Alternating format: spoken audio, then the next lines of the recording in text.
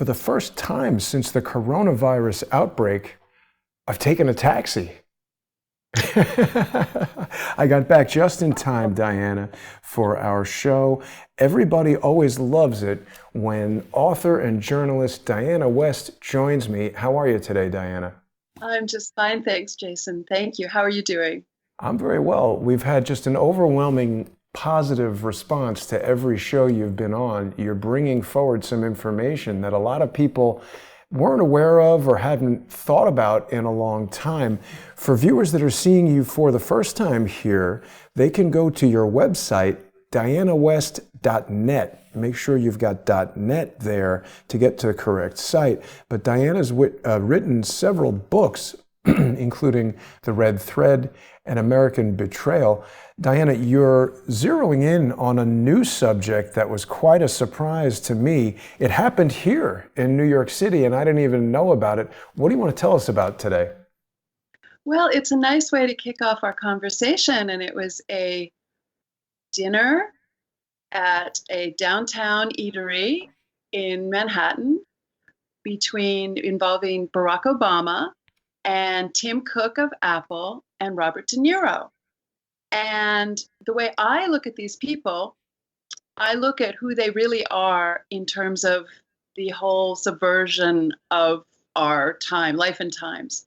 And Mm-hmm. Obama, I had recently discovered, had been referred to by Chinese media as a veteran cadre, which is a term of great respect for a communist Whoa. activist, when he visited Xi Jinping shortly after Donald Trump's state visit there in 2017. Wow. Tim Cook had just been in the headlines, some headlines, for having been promoted to become a senior official at an advisory board of a Beijing business school. So basically on a state Communist Party school apparatchik, we might call him. Hmm. And then, of course, I have been looking at Robert De Niro for some time and suddenly realized that he is someone who may be described as a Russian oligarch. And so my little joke is a veteran cadre, a Beijing state education official, and a Russian oligarch walk into a bar. But in this case, it was the real thing. Wow. And Wow. the And the bartender says, bartender "What's says, that? "What's that? What's that What's duck that doing duck on your doing on head?" your head?" We got a Something like strange that. And yeah, echo happening. Where is that coming from? Hmm. the date of the are you good? I think so. Yeah, the date of this meeting was interesting. Most people pegged it to Obama having just been elevated to Netflix, running Netflix. But it actually turns out, now that we're looking back at the world through coronavirus lenses, it turns out to have been just a couple of days after that very weird and sinister event 201 took place Oh. also in Manhattan. So 2 days later, are we looking at any kind of a debriefing? Did they know about it? Were they discussing it? We don't know, but interesting timing and kind of an interesting confluence of Americans with these strange ties to totalitarian powers. And De Niro is particularly interesting, and I should explain why I call him a Russian oligarch.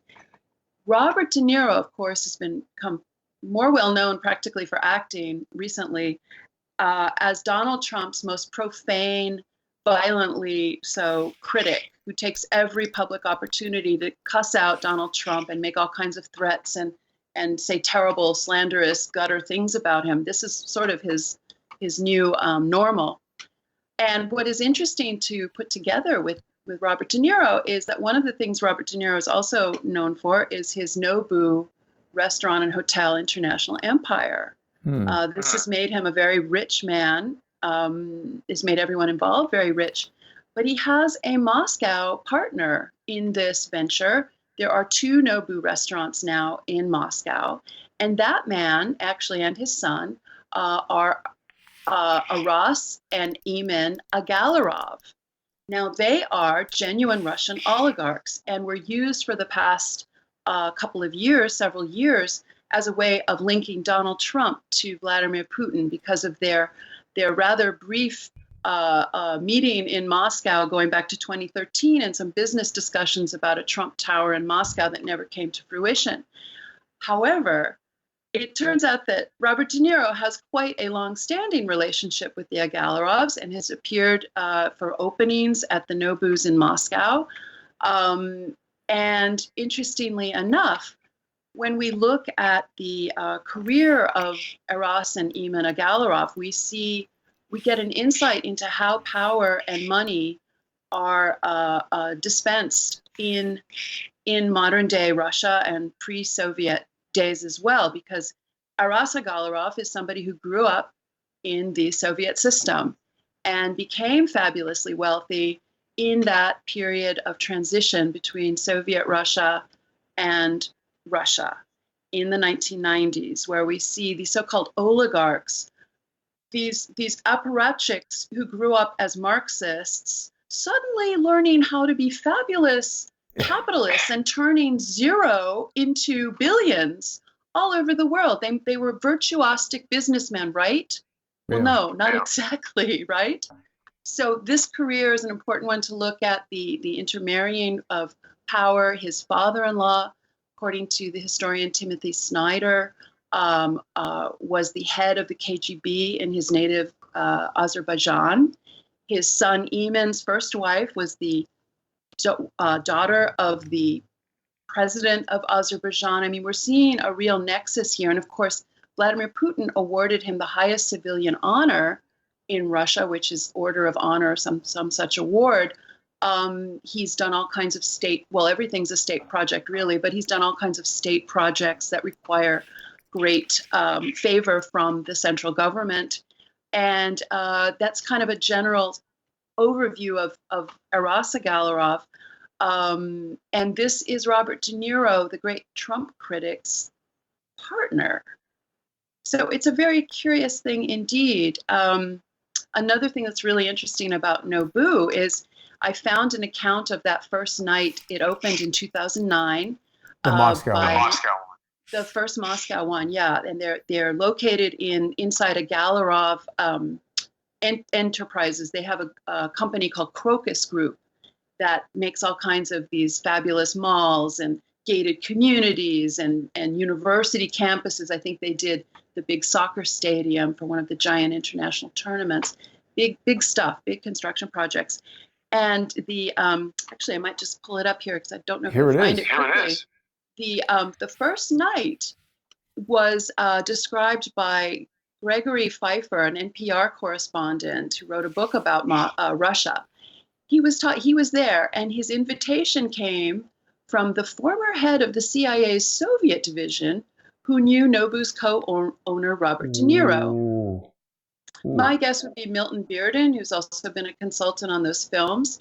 Anyway, it says the former intelligence officer had enlisted my help in inviting some of his ex-KGB adversaries to the restaurant opening. So he describes the dramatically dark room with all of the, leggy models with their wild eyeshadow and short skirts and all the rest of it. In this room, pulsating with music, with white-haired former KGB officers packing the crowd along with politicians and businessmen and all the rest of it. So we already have a very weird vibe, right? Yeah. Going there. It's strange. I can't find that. Now, I'm not sure where that echo is coming from. Is it? Am I on speaker there? Is that the thing? Oh, maybe I've got it too loud. Is that better? That might help a little bit. Yeah, much better. So where was the article? I looked up Nobu Moscow NPR, and it brought up the strangest response from Google. Okay. It brought an NPR article that doesn't seem to have anything to do with Nobu, but it says Moscow to launch new surveillance app to track residents in coronavirus lockdown. That's weird. That's weird. Yeah, no, this was actually in a book called Russians, The People Behind the Power by Gregory Pfeiffer. I found it on Google Books. It's kind of just another layering of this world that is so opaque to us. And the other piece of this strange puzzle has to take in the infamous Trump Tower meeting on June 9th, 2016, where Don Jr. ends up in the conference room with Paul Manafort and Jared Kushner. Briefly, I think they both escaped as soon as they could. And across the table from them were 4 putative Russians who were accompanied by a so-called music promoter, British, by the name of Rod Goldstone. And this became a huge story, of course, in 2017 to show the proof of this false narrative that that Donald Trump was installed in the White House by his collusion or collaboration with Vladimir Putin, that Putin was seeking to install Donald Trump in the White House. We've been living with this for years. It's now come back to us this week with the Senate Intelligence Committee just garbage report verifying the work of the intelligence community assessment that put this out there in early January 2017. And the Trump Tower event is something that I think has always been misunderstood or non-understood. And I did a couple of deep dives on this, Jason, over the years. I wrote a long summary based on the testimonies of the various Russians at this event, and also Rod Goldstone. And what you find out there is that they're all, with the exception of the Russian lawyer Natalia Veselnitskaya, they're all American passport holders and Russian passport holders. They're dual citizens, all of them. They all have involvement, or rather loyalties toward democratic politics that I'd like to go into as well. And they all seem to have connections to Kremlin intelligence. So when you look at what was going on there, if this is supposed to be helping the Trump campaign, their collusion with Russia, yes, the meeting was set up with this bait of getting dirt, so-called, on Hillary Clinton, but the actual vectors of this so-called supposed information actually played on the other side. And let me just give you a little example here. You have a man by the name of Rinat Akhmetshin, who was one of the participants. Well, his business partner of a couple of decades standing, he's a Washington lobbyist, long identified with being very pro-Putin, very much identified with having come out of a Russian military counterintelligence background, with family members in different kinds of Russian, probably Soviet intelligence going back generations, the earlier generation in Soviet era. This man's business partner, a man by the name of Edward Lieberman. Lieberman? Oh, Edward I was thinking Lieberman. Of Lieber. Oh, not Lieber, but Edward Lieberman was married into democratic politics at the highest level. His late wife was Evelyn Lieberman. Evelyn Lieberman, in 2008, was the senior financial officer of Hillary Clinton's presidential campaign. She was the deputy chief of staff in Bill Clinton's White House. She worked in Madeleine Albright's State Department, and she spent 5 years as Senator Biden's press secretary. Wow.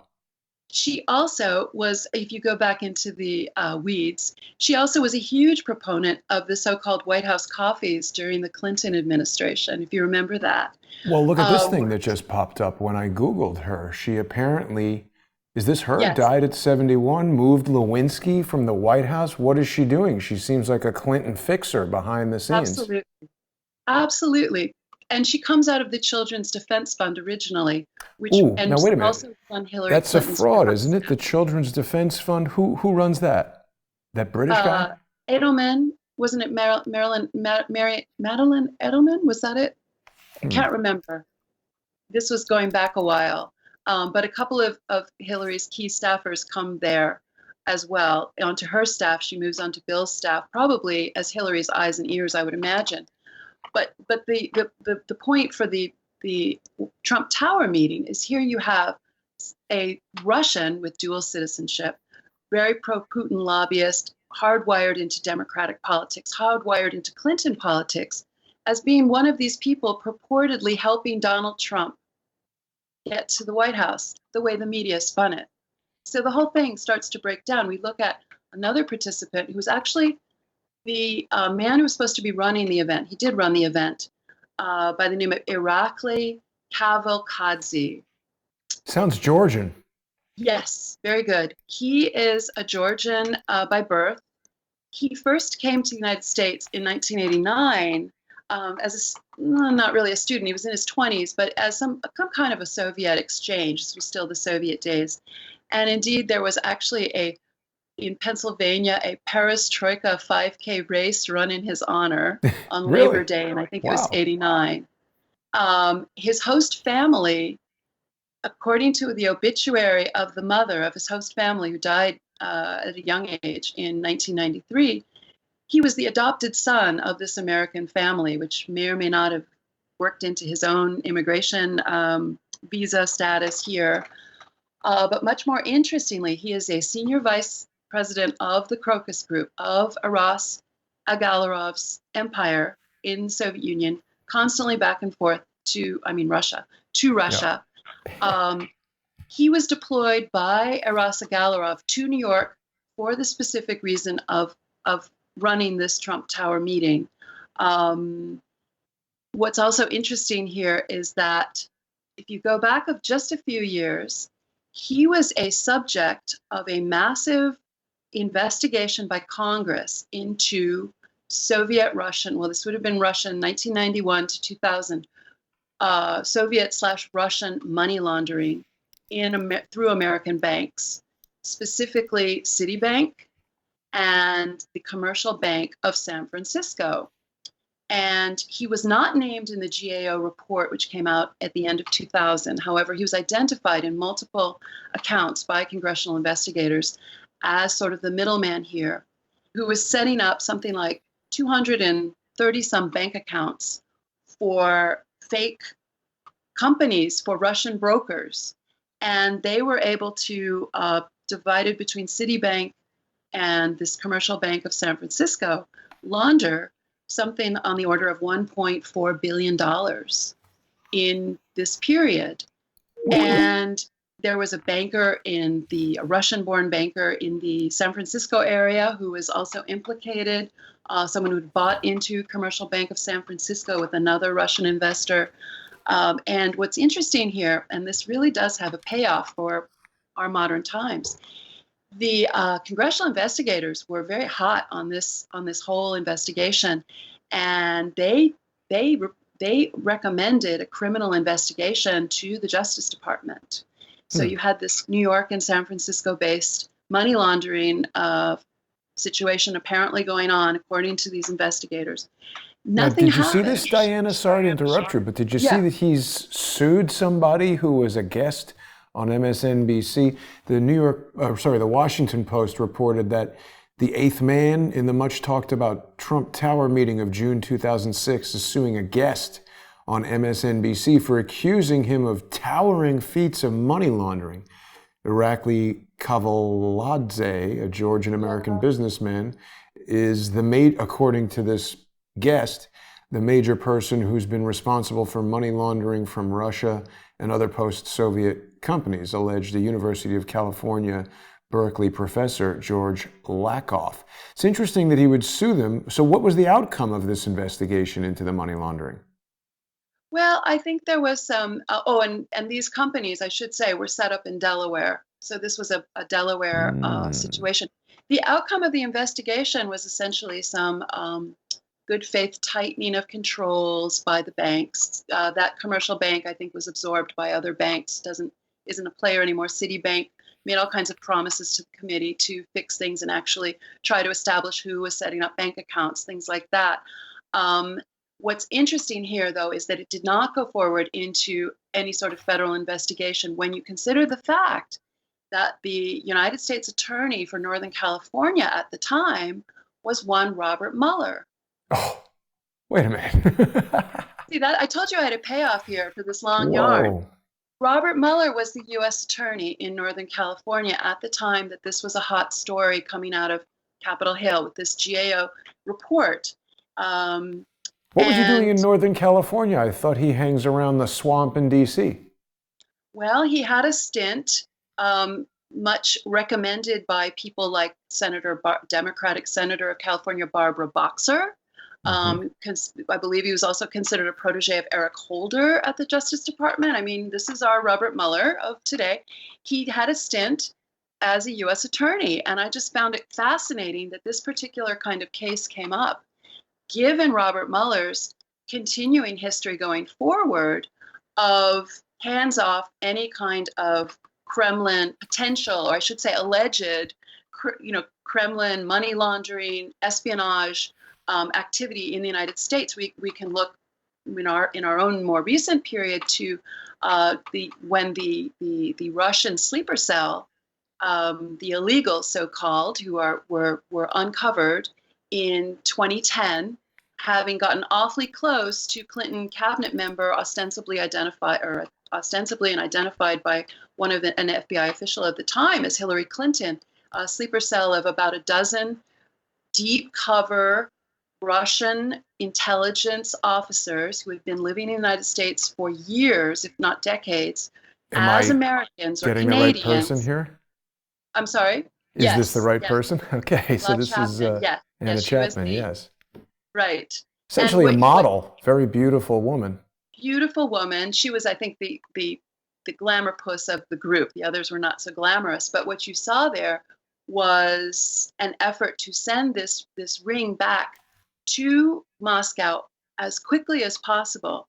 And this was essentially wasting a 10-year program. I believe it was even 10 years fully, but getting close to 10-year program by the FBI, tracking these people, trying to learn what they were doing, trying to understand them. So in other words, the whole ring was rolled up and sent back to Moscow, which is not normal, which is not what the FBI is supposed to do. You're supposed to debrief these people. You're supposed to hold them in exchange for something else. You're supposed to regard this as a serious infiltration of your security of your nation. I mean, this was a big counter-espionage operation that Robert Mueller, as FBI director, ultimately presided over, Barack Obama being the president, of course, and just simply wasted. And I think it's kind of, I'm sorry. Did he waste it or did he deliberately send them back? Because it's interesting to note. Yeah. Charles Ortel speaks about this very often, and I love how you guys are super diplomatic. We talk about things like wasted opportunities. I mean, it seems quite clear that Robert Mueller was very involved with each of these people all along. And I always come back to this term, Diana, social engineering, because there's a number of social engineers who, some of them are the governor of New York. Some of them are active in social media. And what they try to do is they do these sort of acts for the public to make people believe a certain story. And it's generally designed to distract them from another story. So there was this Vanity Fair article that I was just looking at a moment ago here, which is talking all about this Trump Tower meeting.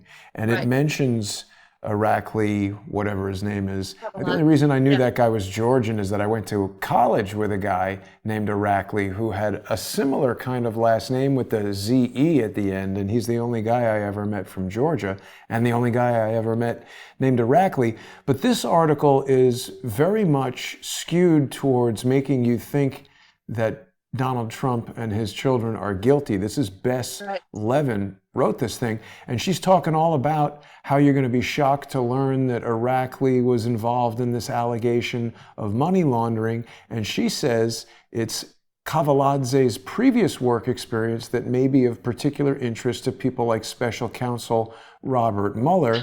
This article was written at the time that Robert Mueller's investigation was ongoing. It's from July 2017. I wonder if Miss Levin is familiar with Robert Mueller's previous involvement with this guy from Georgia. Well, and I don't know if he was involved, but he was certainly the U.S. attorney at the time. And it's hard to go further than that in researching whether he was involved literally in turning down the case. Aware of him. I'm sorry? He's got to be aware of the guy, right? He's aware of it. Well, of course he has to be aware of it. And certainly as special counsel, he's aware of who these players are. So yes, that was completely covered up, not mentioned in the independent special counsel report. Interestingly enough, though, imagine, here's a nice mirror image.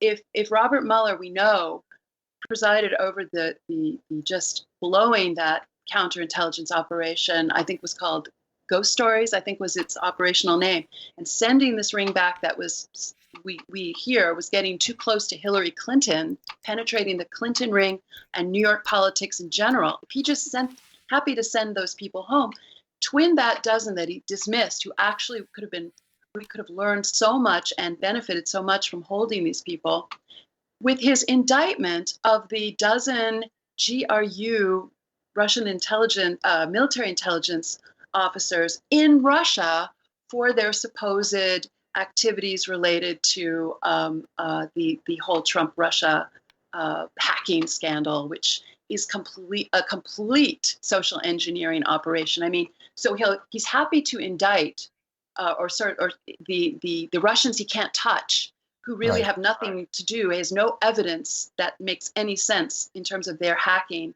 the DNC and all that. And yet, when he actually has them in hand on U.S. soil, and they're threatening his patrons, Barack Obama and Hillary Clinton, and everything else about him that he doesn't want discovered, he sends them home in service of the Putin-Medvedev administration at the time. I mean, who benefits? You see over and over again who benefits from these things. The same goes back to his potential role, certainly probable awareness of this money laundering scandal that his office, anyway, in Northern California, decided not to prosecute, even though the thing is pretty juicy if you read the GAO report and a lot of other reporting on the individuals involved who, yes, do have that sort of lawsuit strain in them. Doesn't seem to go too far. Over the years, there's so much in print about them, but this is kind of where you get back to this notion of muscling that social engineering narrative that Trump was installed by Putin, and looking at who are the actors involved. And when you again go back to the Agalovs, and you see that they are beholden to the Putin regime, they are part and parcel of that regime, and indeed set the events in motion that led to that Trump Tower setup. You have to question and come armed with the facts, because these are the facts, the entire narrative that, yes, Putin was trying to install Trump. It makes no sense, especially when you realize that the people at Trump Tower were themselves on the left of politics. They actually told investigators they didn't like Trump, and that they voted for Hillary if they were voters, or they weren't impressed by the Trump family, et cetera, et cetera. But more important than what they say is what they do and who they are. And another piece of it is that it really felt like an intelligence trap, a frame up. You have them, the Agalovs, and the Russian lawyer, we haven't talked about her again, Natalia Veselnitskaya, who played a cat and mouse game with us, pretending to be a private individual who just happened to be working on these cases in the United States. That's a whole nother story. And then on the very day that Devin Nunes's full House Republican, when he was Republican chairman of the House Intelligence Committee, on the day that he released his full report, she announces to the press that, yes, she was an agent of the Russian government. She called herself an informant of the prosecutor's office. What's the significance, Diana, of that happening on the day that Nunes released his report? I believe that it was coincided with the release, just in case there was some really great news breaking in that report that she wanted to distract from, just in case she needed some kind of event to pull away from it. That was kind of the way I interpreted it. Any possibility it was coordinated somehow with Nunes? I mean, he's given us this report, but what did it ultimately do?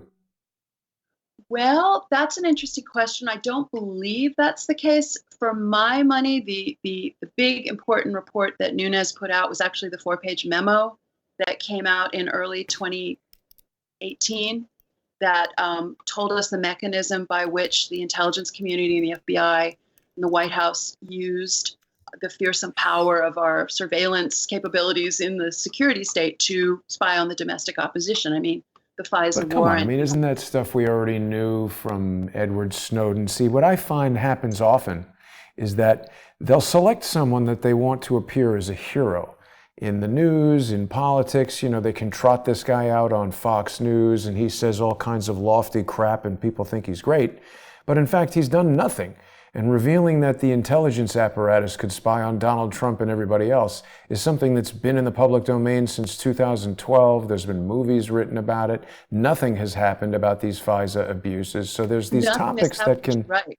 Yeah, right. Absolutely.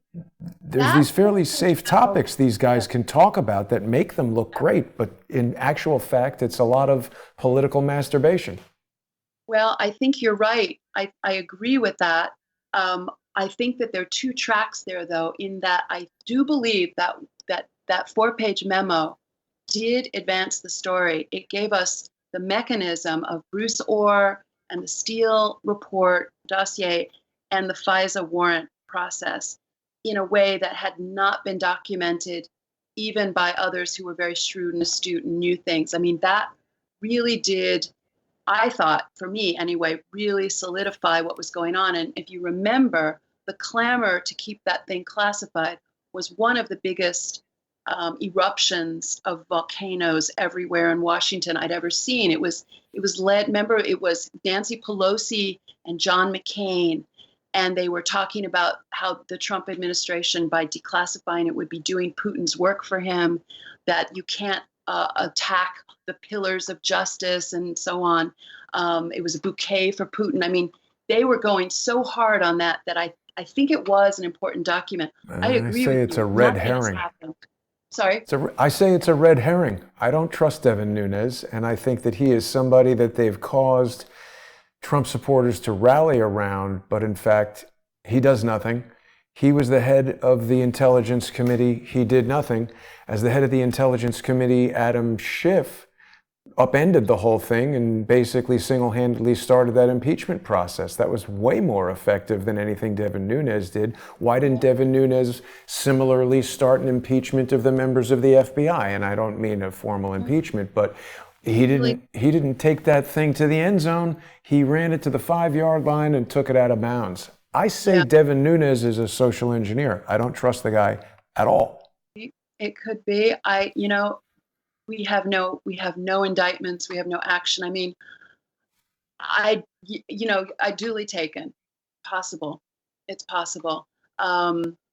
It's certainly the piece of the story that I get frustrated seeing it erased does have to do with this piece that I'm trying to develop. I hope it's coming across in a way that's cogent, because the kinds of things I'm talking about don't make it into the reportage on any side of the spectrum.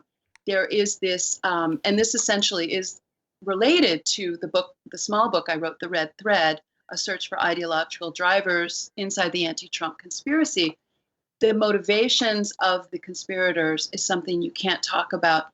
At this point, we have an argument, the kind of the dichotomy in Washington between the left and the right on the whole thing is the left says Putin colluded with Trump. They're back to it again with this Senate report getting new blood. Now it's bipartisan. The right says there was no Russian involvement. Russia had nothing to do with it. It was all a perversion of the FBI, the CIA, etc., the Obama administration. So in other words, what is missed here is the possibility that there was Russian involvement, but it was on the side of Hillary Clinton. It was to create this false narrative that Donald Trump had any allegiance to Russia or sold his soul to Vladimir Putin to get into the White House, which was in a sense robbing him of his most important asset as a presidential campaign, which is his biography, his patriotic love of country. The person that he presented to the country was the opposite of someone who would collude with Vladimir Putin, whereas the Clintons, going back to Bill colluding with the Chinese Communist military in his day to get campaign funds, and then what Hillary Clinton and the Obama administration were able to do in terms of advancing the technological prowess of Putin's Russia with this technological exchange and a program called Skolkovo. Yeah. It was a way of, we use the word a lot, deflection, but it really, really was. And what is frustrating to me is how that possibility, just as a thought experiment, is not anywhere in the discourse. It's either the Russians did it for Trump or the Russians did nothing, or just bought $100,000 worth of Facebook ads or what have you. Just did what they normally do, which would be legal. Sorry. Yes, which of course I know it's ridiculous anyway, but and on its face. But the there is this other consideration that I pursue because that is our historical record. It's happened over and over and over again. And here's a thought, Jason, for you. I actually tend to think, as a thought experiment, let's say, that Moscow was out to stop Trump from the get-go and created this very fancy subversion that we know as Trump Russia that went through all the iterations for 3 years, and it failed. He wasn't impeached. He was certainly harmed by it and suffered for it. But basically, the man is still standing. We come to 2020. He's looking toward re-election and a booming economy and all the rest of it, where we were in January. My feeling is that the Chinese, who are very close allies with the Russians, I mean, people tend to think that Russia is nothing and has nothing to do with anything anymore. But if you go back and look at their military treaties and their trade treaties, there's a lot there. And they're on the same side when it comes to the free trade, the global world order, all the things that Trump threatens. My feeling is that Xi basically said, enough with your sophisticated KGB stuff. It's not working. We're going to the mat our way.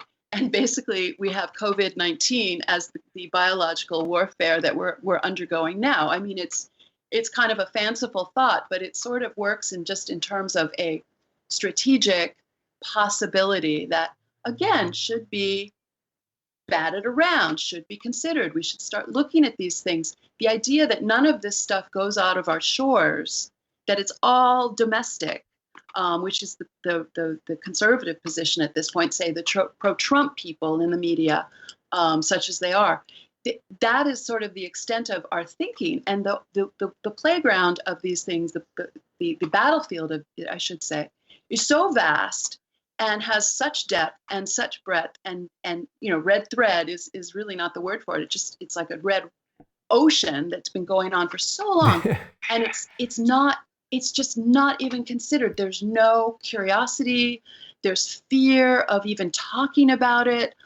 People say, oh, that's a conspiracy theory. And it's just like, well, how do you think Abraham Lincoln was assassinated anyway? Or Julius Caesar? I mean, there's no conspiracy anywhere, or the mafia. I mean, the RICO. I mean, it's ridiculous. So it's a sad statement that these things are not even considered. So I don't know if it even comes across when you're trying to zero in on Trump Tower and who these people are, and how this very well looks to me as a student of these things, an amateur, but a student, as a Russian intelligence setup of Don Jr. It didn't matter what was said at that meeting, but when they wanted to drop the bomb in the summer of 2017, that Don Jr. was colluding with Vladimir Putin to get his father elected, they had it.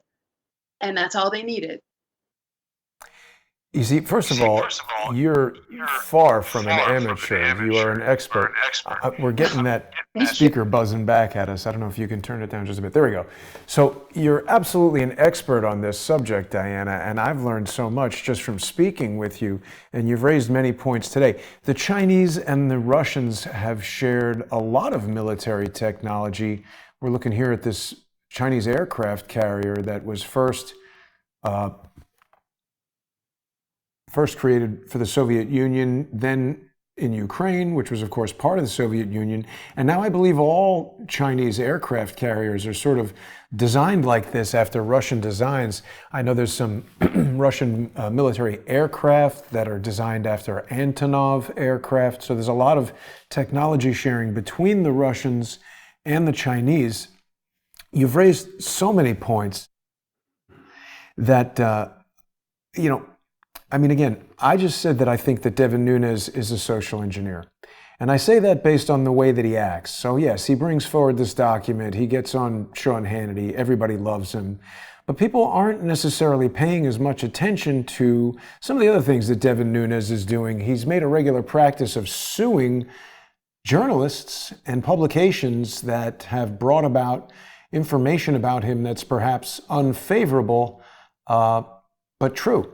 And there's now some anti-SLAPP legislation that's been introduced in Virginia, strangely, where Devin Nunes has brought all these lawsuits. He's not a resident of Virginia. He's a resident of California. He doesn't do business in Virginia. He might have had some standing to bring these suits in Washington, D.C., but why would he bring these cases in Virginia? Well, I allege it is because of the very loose anti-SLAPP regulations that currently exist in Virginia, and I happen to know quite a bit about the lawyer who's representing Devin Nunes, because he's also representing Robert David Steele in a frivolous lawsuit against me. So it's very perplexing to me that if Devin Nunes is ostensibly this intelligent, pretty wealthy congressman, I mean, you know, he's making at least 170 grand a year as a congressman. His family owns this big dairy farm in California. I expect this guy has some money. Why would he hire this lawyer who's got a really checkered history of ethical violations, and he's now been losing these cases, getting reprimanded by federal judges that in some cases have even mentioned me and the activities that this lawyer has been doing in some other cases? Undoubtedly, this video will now be mentioned in the lawsuit. But, you know, Devin Nunes does not behave in the way that a normal congressional representative should, in my estimation. And he is either complicit with this activity or so stupid that he's allowing it to happen. Either way, I think he is a liability for President Trump. And as we've been discussing, all this information that he's brought forward is essentially a big nothing. He's holding the same sort of position as William Barr, who everybody who likes Donald Trump thought was great at first, but now that William Barr has done essentially the same, nothing, a lot of people are left wondering if there's any time between now and the end of this coronavirus frenzy for William Barr to get around to indicting anybody. He introduced some information, I think, on Sean Hannity again through John Solomon, that indictments were coming. Well, I don't know. Yeah. Well, indictments are coming. I mean, yeah, I've grown weary of those rah-rah indictments are coming spectacles. They seem to pop up all the time, and people, I think fewer and fewer people are actually heartened by them at this late date. I saw something go by today that the Durham investigation, which again, we're all supposed to sort of get excited when we hear the words Durham investigation, but I do despair that anything will come of it. Right.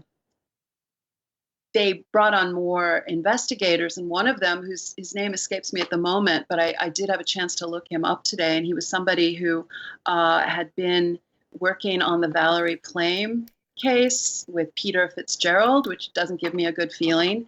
And furthermore, I noticed that when Comey was fired back in May 2017, I believe it was, he was quoted in one of the sob stories by the FBI being unable to imagine how the administration would replace someone of such high character and just general fabulousness. So that didn't give me a good feeling. You know, one thing about the Durham investigation and these hints that there's a grand jury investigating, which makes people think, oh, we're across the finish line. Well, I did a column for Epoch Times a week or two ago, which was, the subject of it was, don't get excited about grand juries because grand juries mean nothing. And I pointed to some very famous grand juries of the past where there were very excellent espionage cases, excellent in the sense of having fantastic evidence. Right. This would have been evidence against the spy ring, including Alger Hiss and Harry Dexter White going back to the 1940s.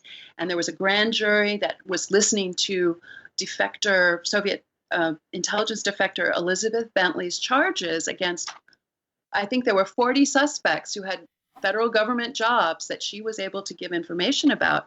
And the grand jury was listening to this for some months, a year, let's say, and they did not indict. And the reason was they did not have any corroborating witness to Elizabeth Bentley. But what was later M. Stanton Evans and Herbert Romerstein discovered in looking at released FBI documents in their book, Stalin's Secret Agents. They discovered that no, they did have a corroborating witness. They just didn't call him. And Right. his name was Whittaker Chambers. So you had a Justice Department throwing that case back in the day, and they make the case that that was exactly what they were doing for various political reasons and motivations. Well, let me ask you this, Diana. I'm sorry to interrupt. Yeah, yeah. But other famous communists who were apprehended by the FBI but never charged, people who I've become very interested in but knew nothing about until I started Crowdsource the Truth. I'm talking about Bernardine Dorn and Bill Ayers. Bill Ayers famously on the stairs of the courthouse said something to the effect of guilty as sin and free as a bird, because as I understand it, the FBI had botched the evidence. It seems like we've got a long history of the FBI deciding who gets prosecuted and who doesn't, and they've got a lot of complicated ways of making us all feel like something's going to happen. Again, taking us to that 5-yard line and then spiking the ball out of bounds, and the game is over, and there's nothing to be done. The same thing happened to Imran Awan. Yes. The same thing happened to Andrew McCabe. What's going on with him? Why didn't William Barr just roll in there and say, Andrew McCabe, you're under arrest? They did it to Roger Stone. They did it to Jerome Corsi. What the hell is going on with all these guys? I'm tired of seeing them on Fox News telling us about how this is shocking information. William Barr said he was appalled that Jeffrey Epstein died in federal custody. I've done a more thorough investigation into what's going on with Jeffrey Epstein than William Barr has. I think people need to get out of this identity politics mind frame and start thinking about the facts of what's happening. I want to raise some other points about the people that you've brought up in our last 15 minutes here, because Robert DeNiro is a definitely interesting one. Our mutual friend Kevin Shipp told me that Robert De Niro was inducted into the CIA Hall of Fame. He's like an honorary member of the CIA. And then I just found this: veteran CIA spook sheds his cloak for Hollywood limelight. And this is telling us that in the summer of 1997, Robert De Niro traveled to the Soviet Union. Didn't it collapse in 1993? 1991. So I don't know what they're talking about here in the Chicago Tribune. But De Niro ended up in a sauna at an old KGB social club. Surprise! What a bizarre coincidence that must be. Right. But, here we have Robert De Niro, who was in The Good Shepherd, which makes the CIA look great. He's been inducted into the CIA Hall of Fame as an honorary member. You shared with me this article about Robert De Niro weighing Russian citizenship. Yeah.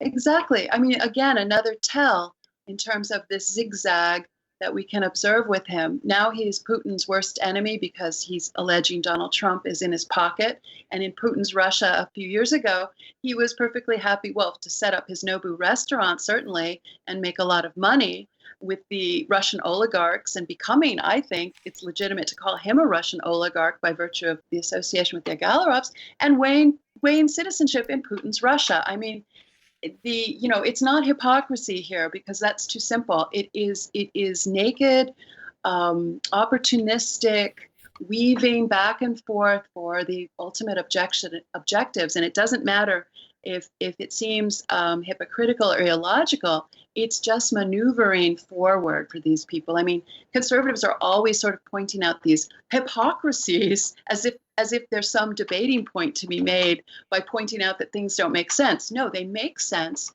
when you are a subversive and when you are driving toward your goal. And in this case, it has been consistently since Donald Trump emerged an effort to stop a nationalist-centered movement in the United States that potentially reverses the globalist project. And that's when you really see who these people are. There was a very interesting thing, I guess it was last year, where you started seeing Putin and Xi and the Democrats who were also trying to impeach Donald Trump, all saying the same things about the destructiveness of the Trump agenda on the New World Order. I don't know that they use the phrase, but basically on the global trade, global utopian order that we've been living under for so long.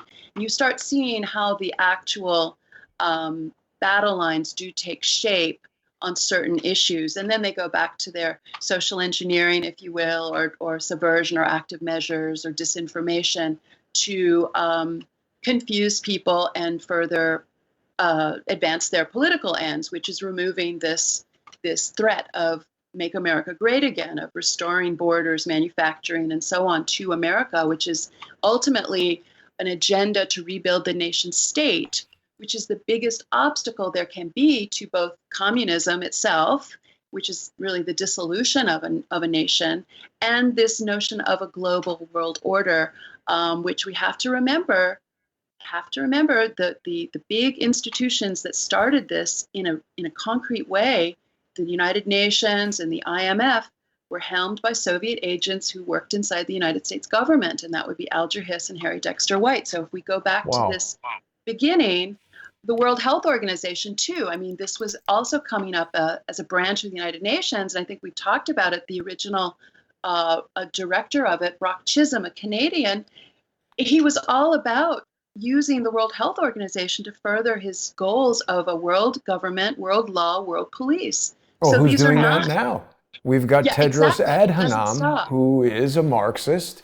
He is he's basically a tyrant. He's used his role as the foreign minister and the health minister in Ethiopia to reclassify a cholera outbreak as acute watery diarrhea syndrome to block UN aid from his... It's funny to have diarrhea in the name, but people died. They blocked UN aid because this guy made a decree. Now, we've seen a lot of gubernatorial and presidential decrees changing the status of what's happening here in New York City, disrupting the social environment. I get the gas face when I go outside without a mask on, not allowed into the supermarket anymore without a mask on.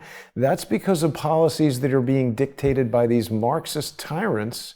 And it's interesting, you know, you've been sharing some things with me, some subtle details about this Trump Tower meeting that I didn't know about before. This guy, Irakli. See, what I detect when I'm listening to our conversation right here, Diana, what I detect about the operation that happened at Trump Tower, it's just so remarkably similar to how these social engineers, who I believe are funded by the same interests that we're talking about, they've attacked me.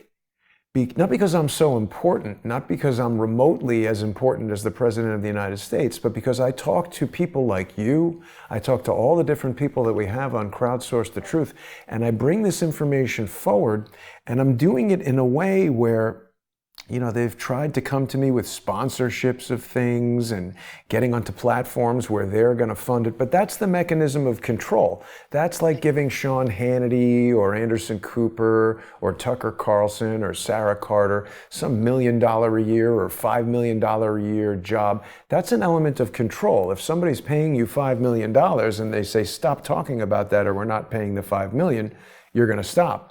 What I've done with Crowdsource the Truth is I've created this decentralized, distributed sponsorship program that I think is very dangerous to these social engineers, because by sending all these people who are working together to meet with Donald Trump Jr., they're presented as friends, they're presented as allies who have this information that you're going to want.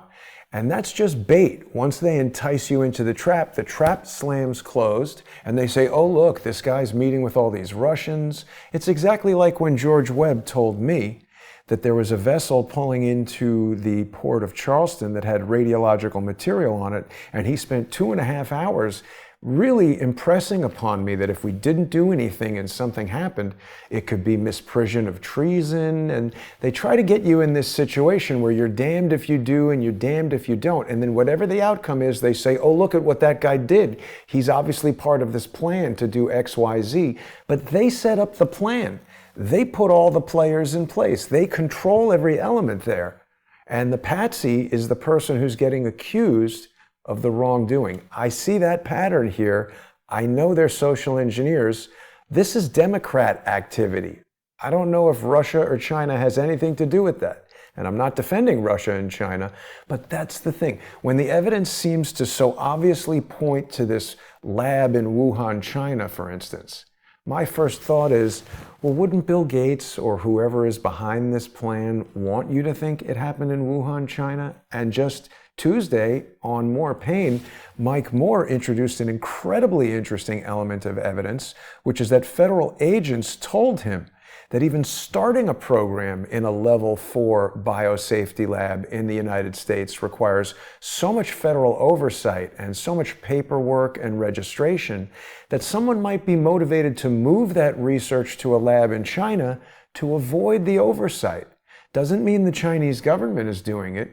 It could be private interests in the United States who buy into that lab. I mean, certainly if Bill Gates, if George Soros invests $250 million in a pharmaceutical company that has a biolab in China, they're going to be real open to taking that person's advice and have a generally positive view of them. So I think there's something very sinister going on here, and I think the people behind it want Donald Trump and the people of the United States who support him to blame it on China, to blame it on Russia. They want turmoil, they want war, they want the United States to collapse. Everybody that we've been talking about, Bernardine Dorn, I say Robert Mueller, certainly Barack Obama, certainly Hillary and Bill Clinton. They are subversive, Alinskyite, Marxist, haters of the United States who are doing everything that they can to destroy it. And like him or not, Donald Trump represents the resistance to that, and they are doing everything they can to stop him. I agree. I would add, though, that you have to consider the fact that Russia and China want the same things. So there is an alignment here that feeds on itself. And again, I don't know where command and control is either.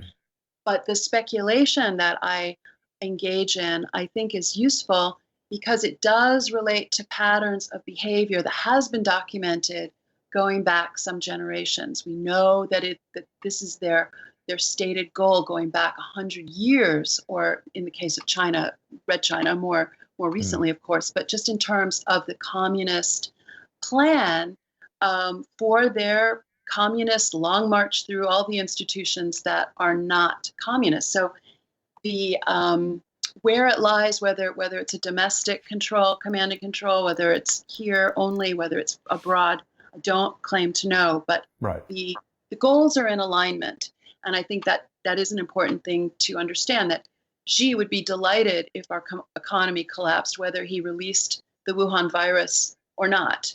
He certainly didn't tell the world about it and give us heads up on how to deal with it. So there is that aspect of warfare involved in what was done in the aftermath. But you're right, we don't know that it could be centered here, but it's always been centered over there, and and they've always had goals in our countries, not just the United States, but other countries as well, and.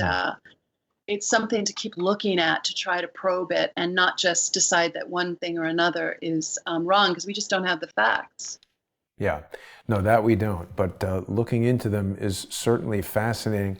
Diane, I appreciate the information that you bring so much. Your analysis is just so well informed, and people should definitely head over to dianawest.net. Purchase your books, American Betrayal and The Red Thread. You can buy them on Amazon.com. You can also get it on Audible. And, you know, I always tell people this. I got onto Audible and I think I got one book. And now there's some kind of deal where I'm always getting, able to download certain stuff for free. So perhaps if people have an Audible account, they can listen to this while they're cleaning their house or preparing their dinner. I find myself spending a lot more time cooking food under this coronavirus lockdown. But I want to thank you, Diana, for joining us again. It's been an absolutely fabulous conversation. I always learn something every time that you're on, and I know that people are super interested. Is there anything else you want to tell people about before we wrap it up today? No, I think that was a good discursive discourse through the wiles of subversion. Yeah. And of course, people can follow you on Twitter if they aren't already. You are on there. Very simple. It's at Diana_West_ _. So people can get on there and follow Diana's daily tweets. She's up on all kinds of information that's going to be interesting to Crowdsource the Truth viewers. And I do want to remind people that Crowdsource the Truth avoids fake news by not being sponsored by pharmaceutical companies or vaccine companies or big oil companies or car companies or anybody like that. You are the sponsors. So I hope that people will get onto subscribestar.com/crowdsourcethetruth or patreon.com/crowdsourcethetruth. Sponsor the show. You're going to get access to a huge and growing library of sponsor-exclusive content. And up next, we're going to have Dr. Corsi joining me, so people will be able to see that on Subscribestar and Patreon. Diana, thank you so much for another great conversation. We'll have you back very soon, and I hope you are well and avoiding this deadly virus. Doing my best. Thank you so much, Jason. It's always great fun talking to you. Thank you. Likewise, Diana. And thanks everybody for watching. I'll see you in just a bit with Dr. Corsi.